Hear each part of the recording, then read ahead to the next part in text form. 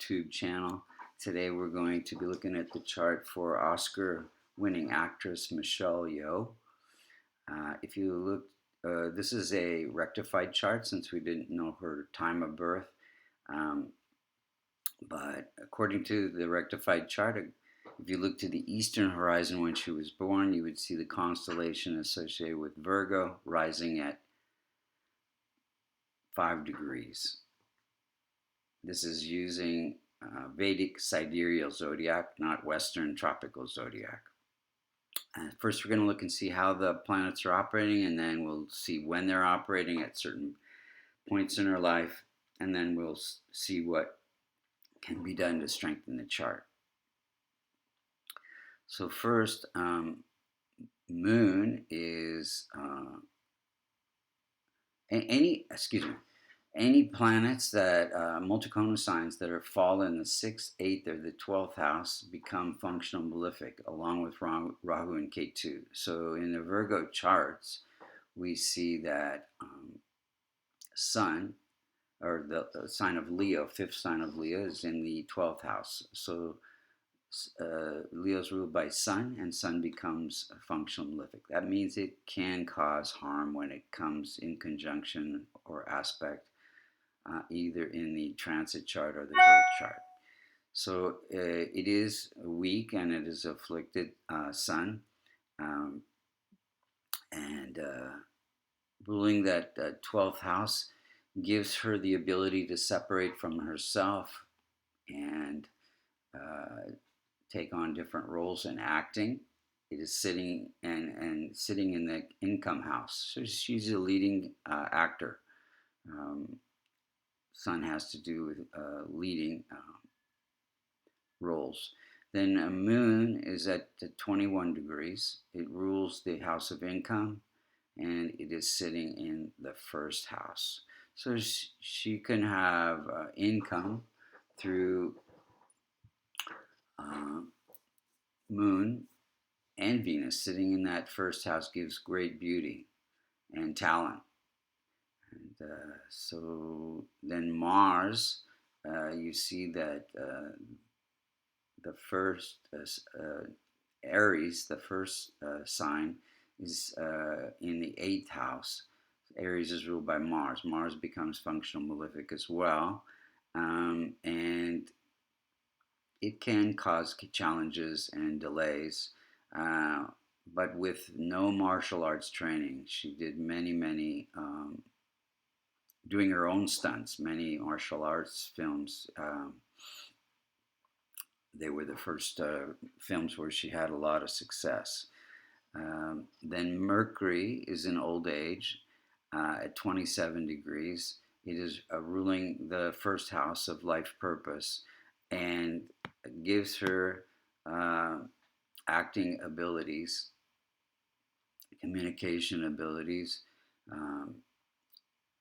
and great success, name and fame.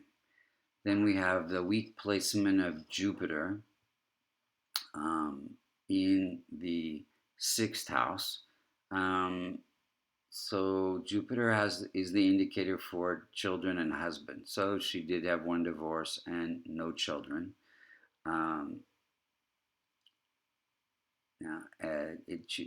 Jupiter rules the house of happiness and family. So yeah, there was that divorce. Then we have weak Venus, an infant state. Any planet that's less than 5 degrees or more than 25 is said to be in infant or old age and cannot protect or promote its own significations. Venus is ruling the house of wealth and fame and stability in the family, in the marriage, and she had great wealth and fame through her beauty and her entertaining abilities. She's also a representative for a very famous perfume or cosmetic company called Guerlain. Then we have Saturn. Saturn, you see the number 11 in the 6th house. 11 refers to Aquarius. Aquarius is ruled by Saturn, so Saturn also becomes functional malefic for this chart. Um, and it is sitting in the house of entertainment and creativity. So she is very health conscious, had a lot of accidents, and very much into uh, charities for saving the tigers. Rahu and Ketu, they are always balancing each other. Rahu sitting in the 11th house gives desire for wealth. Ketu in the um, fifth house gives insights into creativity and entertainment. Um, but from time to time, they can cause some challenges. Ketu is afflicting Saturn as well. Um, so let's look at the timing of events. Her family moved to the UK in 1977. Um, and that was during a Jupiter period. Jupiter representing house and changing houses. And then in '83, she became Miss Malaysia during a Venus period. Venus again, wealth and fame through beauty. And then in '86, during one of her acting scenes, she dislocated her shoulder during a sun period and ended up in the hospital. 12th sun ruling the 12th house of hospitalization, surgery. And then in '87, she married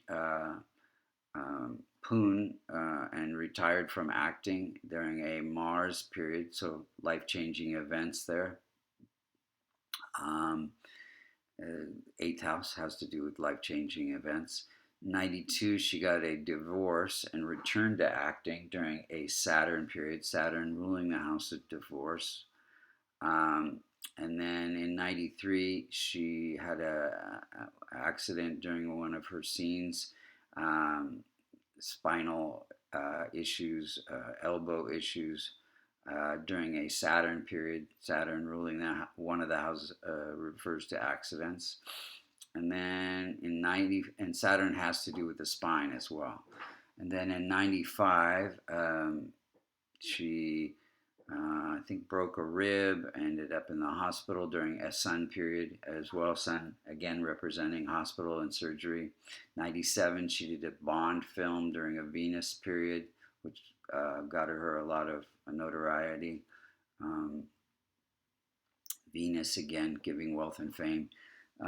In 2000, she did Crouching Tiger during a moon period, a moon giving big income.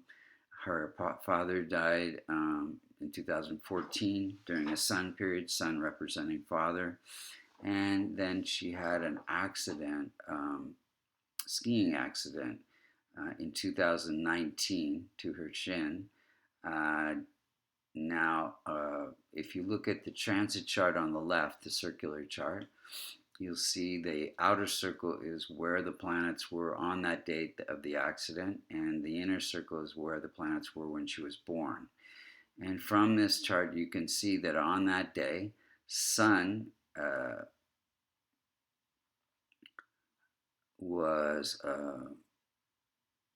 natal Mars was afflicting transit Sun, and transit Saturn was afflicting transit Sun, and that was afflicting natal Mars.